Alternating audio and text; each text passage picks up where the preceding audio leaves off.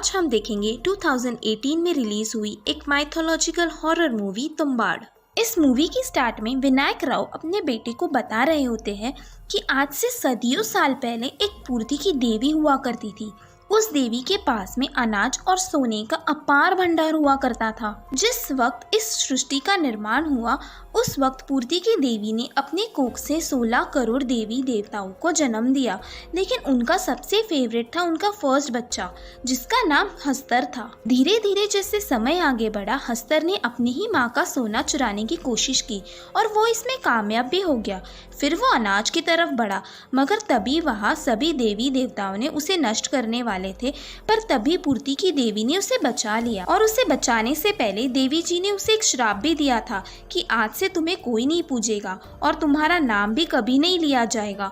और पूर्ति की देवी अपने बेटे को अपने अंदर समा लेती है। लेकिन कुछ साल पहले विनायक राव के पूर्वजों ने हस्तर का एक मंदिर बना दिया और उसे पूजने लगे। इस बात से सारे देवता काफी नाराज हो गए और उनका गुस्सा तुम्बाड़ पर बारिश बन के बरसा जो कभी नहीं रुकती। फिर हम ज्योति नाम की एक औरत को देखते हैं। वो एक बड़े से घर में जाती है और उसे उस घर में रखे सोने की मुद्रा चाहिए होती है। उस घर में एक पंडित होता है जिसे सरकार नाम से जाना जाता था। वो कहता है कि सोने की मुद्रा यूं ही नहीं मिलती, उसे कमाना पड़ता है। फिर सीन शिफ्ट होता है और हम ज्योति के 2 बच्चों को देखते हैं। बड़े बेटे का नाम विनायक राव होता है और छोटे का नाम सदाशिव राव होता है।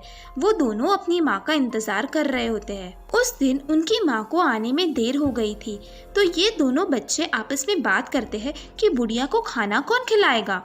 यहाँ इस कहानी में एक बूढ़ी औरत होती है और उसकी उम्र करीब 200 साल के ऊपर होती है।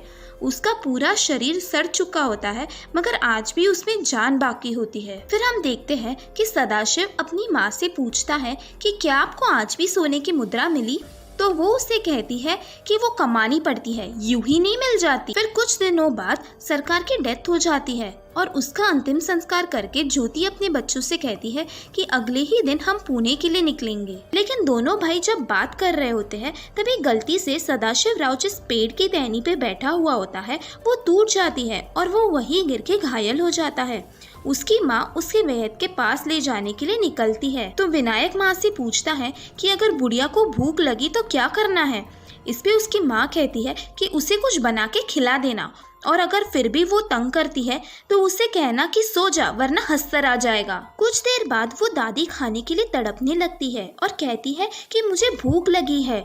तो जब विनायक राव उसके लिए खाना बनाने की कोशिश करता है मगर उसे खाना बनाना नहीं आता था, तो वो उस दादी की आवाज़ सुनकर पीछे जाता है क्योंकि दादी उसे कुछ खजाने के बारे में कुछ बोल रही थी। और यही विनायक राव को लालच आ जाता है और वो उसके नज़दीक जाता है और दादी उसे कहती है कि सरकार के वाड़े में खजाना है। तब अचानक से दादी उस पर हमला करती है और कहती है कि आज तो मैं तेरा गोश्त खाऊंगी। विनायक बहुत डर जाता है और याद करने की कोशिश करता है कि उसकी माँ ने उसको क्या नाम बोला था, लेकिन फाइनली विनायक को वो नाम याद आ जाता है और वो चिल्लाता है कि सो जा दादी नहीं तो हस्तर आ जाएगा। और यही सुनते ही वो सो जाती है। कुछ देर बाद वहाँ विनायक की माँ आ जाती है।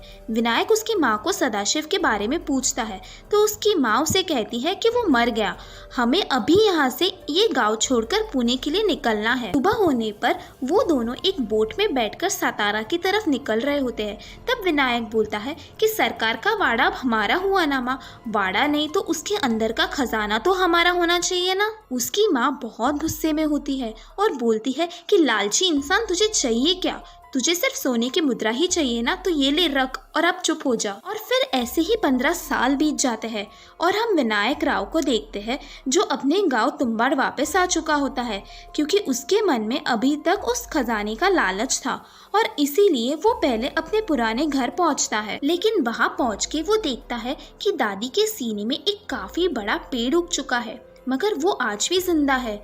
इतने साल होने के बाद भी उसका दिल धड़क रहा होता है। फिर विनायक उसे पूछता है कि दादी खजाना कहाँ पड़ा है। तभी दादी उसे कहती है कि लालची तू कभी मानेगा नहीं। तो विनायक दादी से बोलता है कि अगर मैं वो खजाना नहीं लूँगा तो कोई और ले लेगा, फिर क्यों ना हम दोनों वो खजाना आपस में बांट ले।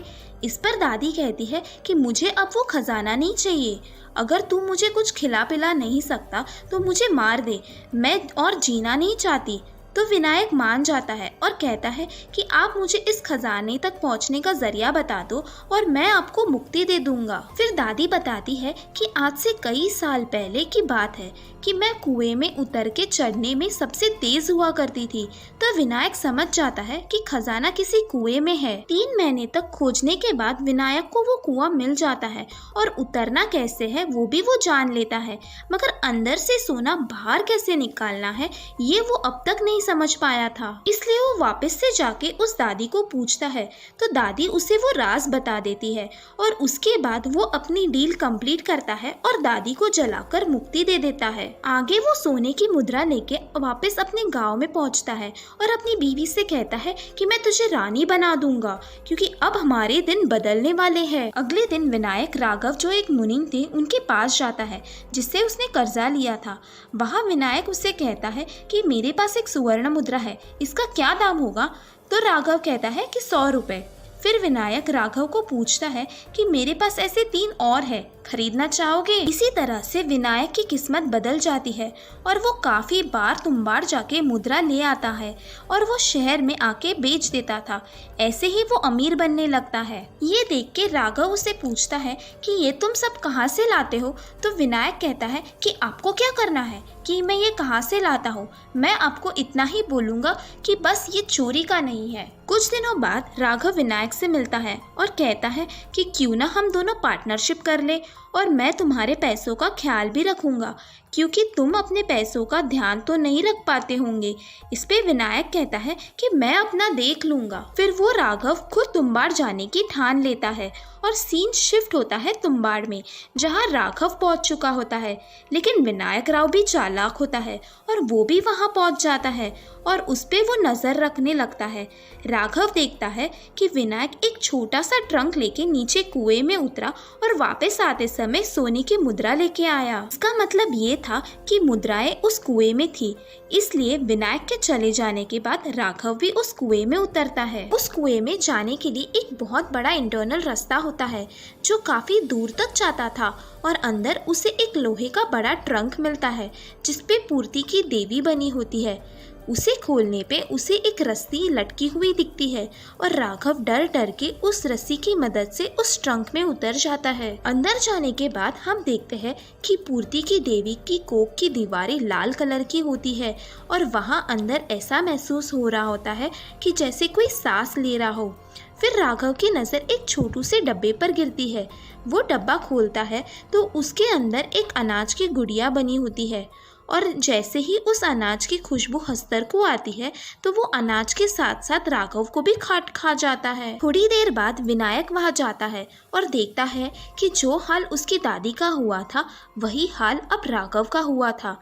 राघव को ऐसी हालत में देखकर उसे दया आती है और वो उसे ऐसी ही दर्द में नहीं छोड़ सकता था, इसलिए वो उसे मुक्त कर देता है। फिर उस हादसे के कुछ साल बाद हम देखते हैं कि विनायक के 3 बच्चे भी हो जाते हैं।